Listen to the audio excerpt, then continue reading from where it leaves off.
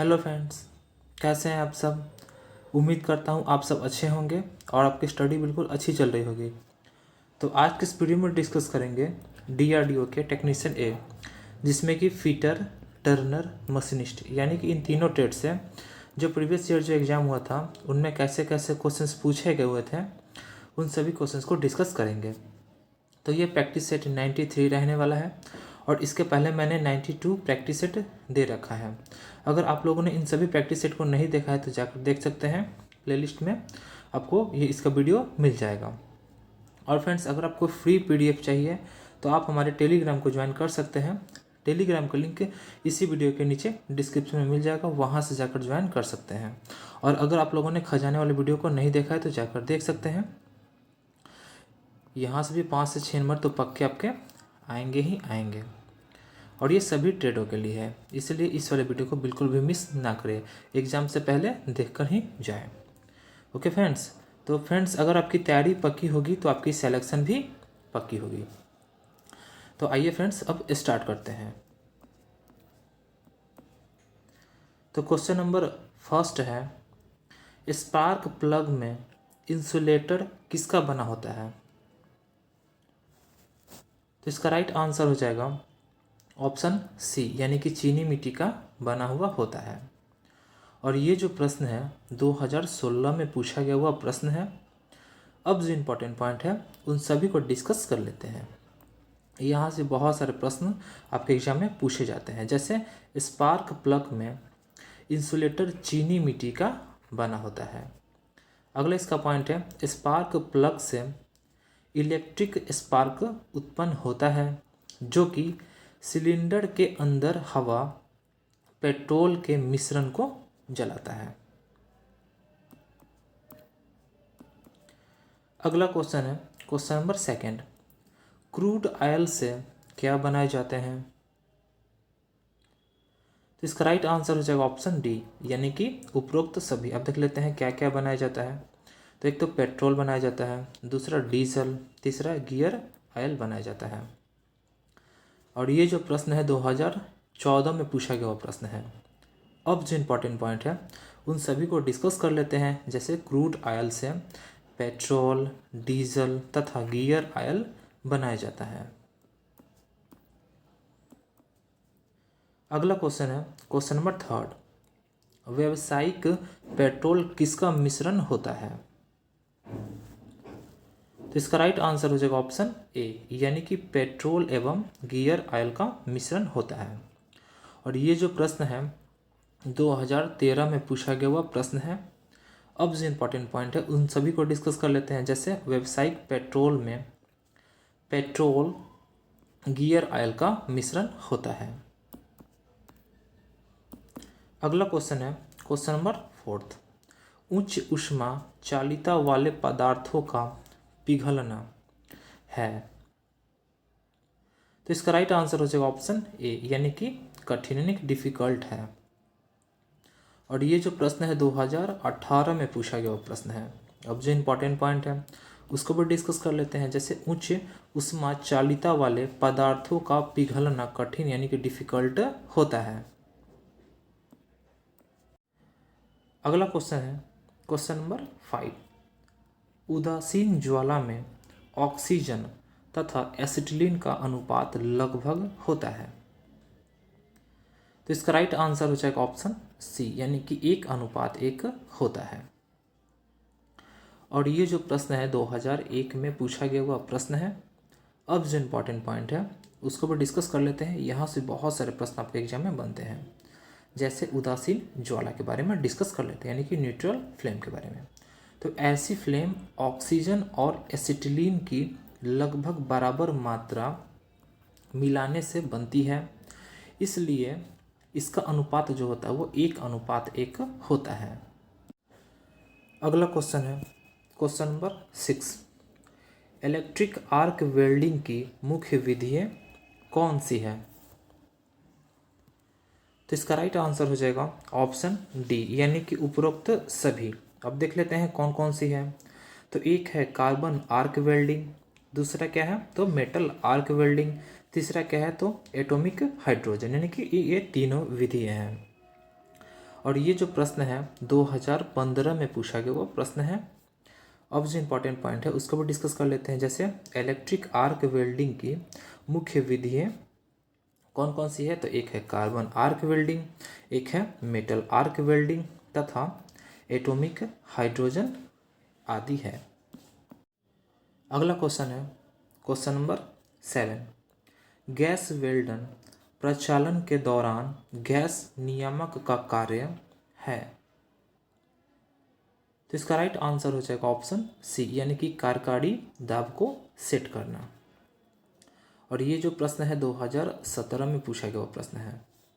अब जो important point है उन सभी को डिस्कस कर लेते हैं। जैसे गैस वेल्डन प्रचालन के दौरान गैस नियामक का कार्य कार्यकारी दाब को सेट करना है। अगला क्वेश्चन है क्वेश्चन नंबर 8, इस विधि में कोटिंग किए हुए बिल्टस को रोल्ड ड्रॉन किया जाता है। तो इसका राइट आंसर हो जाएगा ऑप्शन सी, यानी कि क्लैंडिंग। और ये जो प्रश्न है 2015 में पूछा गया प्रश्न है। अब जो इम्पोर्टेंट पॉइंट है उसको भी डिस्कस कर लेते हैं। जैसे क्लैंडिंग विधि में कोटिंग किए हुए बिल्टस को रोल्ड ड्रॉन किया जाता है। अगला क्वेश्चन है क्वेश्चन नंबर 9, आयरन कार्बाइड का संघटक होता है। तो इसका राइट आंसर हो जाएगा ऑप्शन सी, यानी कि आयरन और कार्बन यही संघटक होता है। और ये जो प्रश्न है 2018 में पूछा गया प्रश्न है। अब जो इम्पोर्टेंट पॉइंट है उसको भी डिस्कस कर लेते हैं। जैसे आयरन कार्बाइड का संघटक आयरन और कार्बन होता है। अगला क्वेश्चन है क्वेश्चन नंबर 10, हार्डनिंग के बाद होता है।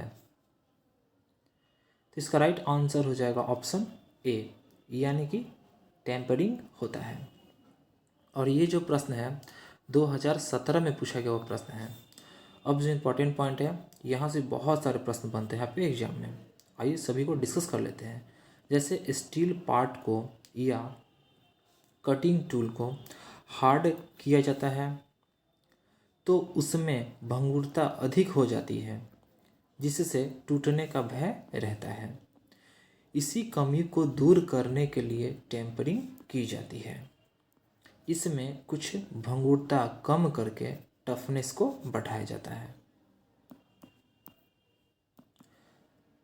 अगला क्वेश्चन है क्वेश्चन नंबर 11, HSS यानी कि हाई स्पीड स्टील टूल की हार्डनिंग के लिए प्रयुक्त क्वेंचिंग मीडिया निम्नलिखित में कौन सा है। तो इसका राइट आंसर हो जाएगा ऑप्शन सी, यानी कि ऑयल यानी कि तेल है। और ये जो प्रश्न है 2018 में पूछा गया वो प्रश्न है। अब जो इम्पोर्टेंट पॉइंट है उसको भी डिस्कस कर लेते हैं। जैसे HSS यानी हाई स्पीड स्टील टूल की हार्डनिंग के लिए प्रयुक्त क्वेंचिंग मीडिया तेल है। अगला क्वेश्चन है क्वेश्चन नंबर 12, सीट को दो टुकड़ों या अधिक में कतरना किसके रूप में जाना जाता है। तो इसका राइट आंसर हो जाएगा ऑप्शन डी, यानी कि पार्टिंग के रूप में जाना जाता है। और ये जो प्रश्न है 2019 में फर्स्ट शिफ्ट में पूछा गया हुआ प्रश्न है। अब जो इम्पोर्टेंट पॉइंट है उन सभी को डिस्कस कर लेते हैं। जैसे पार्टिंग के बारे में डिस्कस कर लेते हैं, उसके बाद नोचिंग के बारे में, उसके बाद लेसिंग के बारे में डिस्कस कर लेते हैं। तो पहले पार्टिंग के बारे में डिस्कस कर लेते हैं। जैसे किसी शीट मेटल से वांछित ज्यामिति की आकृति काटना क्या कहलाता है, तो पार्टिंग कहलाता है। अगला है नोचिंग, तो प्लेट के किनारों से वांछित आकार के लिए धातु का हटाया जाना नोचिंग कहलाता है। अगला क्या है, तो लेसिंग है, तो वह प्रक्रिया जिसमें पूरी लंबाई तक धातु को काट कर कटे हुए भाग को मोड़ दिया जाता है। किसमें, तो लेसिंग में। तो आई होप ये तीनों आपको समझ में आ गया होगा। अब अगला डिस्कस कर लेते हैं। अगला क्वेश्चन है क्वेश्चन नंबर 13, निम्नलिखित में से किस कार्य से खराद यानी कि लेथ मशीन पर किसी शंकु के छिन्नक यानी कि फ्रस्टम का आकार बनाया जाता है। तो इसका राइट आंसर हो जाएगा ऑप्शन डी, यानी कि टेपर टर्निंग। और ये जो प्रश्न है 2019 में सेकंड शिफ्ट में पूछा गया हुआ प्रश्न है। अब जो इम्पोर्टेंट पॉइंट है उसको भी डिस्कस कर लेते हैं। जैसे टेपर टर्निंग कार्य से खराद यानी कि लेथ मशीन पर किसी शंकु के छिन्नक का आकार बनाया जाता है। अगला क्वेश्चन है क्वेश्चन नंबर 14। निम्नलिखित में से किस मशीनी ऑपरेशन में एक छिद्र या पृष्ठ के माध्यम से एक औजार को धकेला या खींचा जाता है? तो इसका राइट आंसर हो जाएगा ऑप्शन डी, यानी कि ब्रोचकरण। और ये जो प्रश्न है 2018 में पूछा गया हुआ प्रश्न है थर्ड शिफ्ट में। अब जो इम्पोर्टेंट पॉइंट है उसको भी डिस्कस कर लेते हैं। जैसे ब्रोचकरण मशीनी ऑपरेशन में एक छिद्र या पृष्ठ के माध्यम से एक औजार को धकेला या खींचा जाता है। अगला क्वेश्चन है क्वेश्चन नंबर 15। निम्नांकित में से किसमें द्रुत परिवर्तन यांत्रिकी का प्रयोग किया जाता है? तो इसका राइट आंसर हो जाएगा ऑप्शन डी, यानी कि संरूपण मशीन। और ये जो प्रश्न है 2014 में पूछा गया प्रश्न है। अब जो इम्पोर्टेंट पॉइंट है उन सभी को डिस्कस कर लेते हैं, यहाँ से बहुत सारे प्रश्न क्लियर हो जाएगा। जैसे संरूपण मशीन यानी कि सेपर मशीन में द्रुत परिवर्तन यांत्रिकी यानी कि क्विक रिटर्न मैकेनिज्म का प्रयोग किया जाता है। इसमें कटाई स्ट्रोक धीरे धीरे तथा वापसी की गति अधिक होती है। अगला क्वेश्चन है क्वेश्चन नंबर 16। डीजल इंजन के लिए कंप्रेशन अनुपात की रेंज हो सकती है? तो इसका राइट आंसर हो जाएगा ऑप्शन बी, यानी कि 16 से 20 तक हो सकती है। और ये जो प्रश्न है 2015 में पूछा गया प्रश्न है। अब जो इम्पोर्टेंट पॉइंट है उन सभी को डिस्कस कर लेते हैं। जैसे डीजल इंजन के लिए कंप्रेशन अनुपात जो है वो 16 से 20 तक की रेंज हो सकती है, जबकि पेट्रोल इंजन के लिए कंप्रेशन अनुपात 6 से 12 तक की रेंज में हो सकती है या हो सकता है।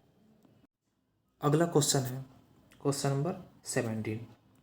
डीजल के कणों का हवा के सापेक्ष गति किससे प्राप्त होती है? तो इसका राइट आंसर हो जाएगा ऑप्शन सी, यानी कि टर्बुलेंस के द्वारा प्राप्त होती है। अब जो इम्पोर्टेंट पॉइंट है उसको भी डिस्कस कर लेते हैं। उसके पहले देख लेते हैं ये कब पूछा गया प्रश्न है। तो ये 2015 में पूछा गया हुआ प्रश्न है। अब जो इम्पोर्टेंट पॉइंट है उसको डिस्कस कर लेते हैं। जैसे डीजल के कणों को हवा के सापेक्ष गति टर्बुलेंस से प्राप्त होती है। अगला क्वेश्चन है क्वेश्चन नंबर 18। ऑटोमोबाइल में कौन सी पेट्रोलियम गैसों का प्रयोग ईंधन के रूप में होता है? तो इसका राइट आंसर हो जाएगा ऑप्शन डी, यानी कि ए तथा बी। यानी देख लेते हैं कौन कौन सा। तो एक तो प्रोपेन का, दूसरा ब्यूटेन का, यानी कि दोनों का। और ये जो प्रश्न है 2016 में पूछा गया हुआ प्रश्न है। अब जो इम्पोर्टेंट पॉइंट है उन सभी को डिस्कस कर लेते हैं। जैसे ऑटोमोबाइल में प्रोपेन तथा ब्यूटेन पेट्रोलियम गैसों का प्रयोग ईंधन के रूप में किया जाता है, जिससे वायु प्रदूषण कम होता है। अगला क्वेश्चन है क्वेश्चन नंबर 19। एक आधार शाफ्ट होती है जिसका, तो इसका राइट आंसर हो जाएगा ऑप्शन बी, यानी कि ऊपरी विचलन 0 होता है। और ये जो प्रश्न है 2014 में पूछा गया वो प्रश्न है। अब जो इम्पोर्टेंट पॉइंट है उन सभी को डिस्कस कर लेते हैं। जिससे एक आधार शाफ्ट का ऊपरी विचलन 0 होता है। अगला क्वेश्चन है क्वेश्चन नंबर 20। BIS 4696 के अनुसार एक आरी दांत थ्रेड में भार लेने वाला पार्श्व यानी कि फ्लैंक किस पर आनत होता है? तो इसका राइट आंसर हो जाएगा ऑप्शन डी, यानी कि 3 डिग्री पर आनत होता है। और ये जो प्रश्न है 2016 में पूछा गया प्रश्न है। अब जो इम्पोर्टेंट पॉइंट है उन सभी को डिस्कस कर लेते हैं। जैसे BIS 4696 के अनुसार एक आरी दांत थ्रेड में भार लेने वाला पार्श्व यानी कि फ्लैंक 3 डिग्री पर आनत होता है। तो फ्रेंड्स आज के लिए इतना ही। वीडियो कैसा लगा? अगर आपको वीडियो अच्छा लगा हो तो वीडियो को लाइक करें, चैनल को सब्सक्राइब करें और बेल आइकन को दबाएं ताकि नोटिफिकेशन आपको टाइम से मिल सके और आप अपडेट रह सकें।